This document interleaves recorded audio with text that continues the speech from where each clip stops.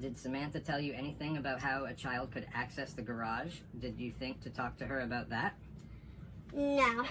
What I do remember, and obviously in hindsight now, based on what has transpired, I realized that, like she told us how happy she was that this happened, and she was so happy to get these items out of her home.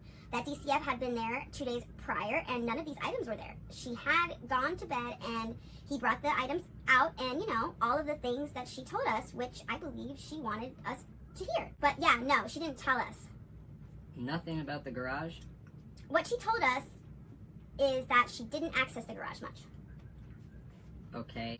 She said, items were coming into her home on a daily and regular basis that she wasn't even aware of.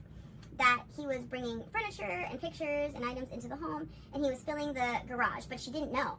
She said she claimed she didn't know what was in there, but we did not ask her about the children accessing the garage. No.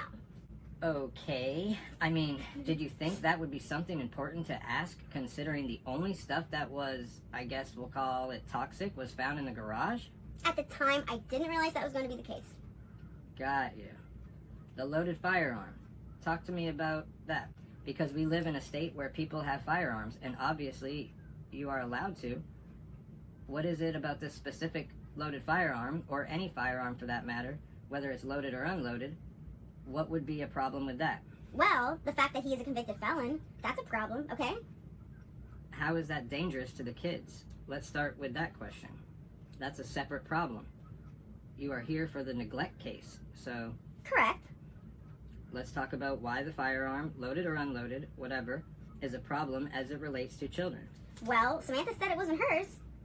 She said she had a fear of weapons. Children are curious people. It was just in a closet, not in a safe or lockbox, not in any type of area where it could be secured, and it wasn't hers, so it was clearly his. And for me, I'm never going to, regardless of whether it's, if they can't reach it by standing on the ground, that doesn't mean they can't get on a chair. That doesn't mean somebody couldn't pull on a sweater down from the shelf and it falls on the ground and something happens. So, it wasn't secure. And what, in your mind, would be the proper way? It sounds like you were talking about a kid pulling a sweater from a top shelf? Right, I'm talking about even a parent pulling something out, or somebody going in the closet and it falling down or being removed or taken out of the home. It should be in a secure lockbox if it's in the home and there are small children in the house. That's very dangerous. For me, that's dangerous. Let's take all the alleged drug stuff out of it, and let's just focus on the firearm. What about, are you saying that every home that has children in it should have a locked box for a firearm? No, it's recommended that a firearm be secured and out of reach of children. Okay. Do you know where in the closet this firearm was? It was on a shelf underneath, I think, in between some clothing. And how tall is this shelf?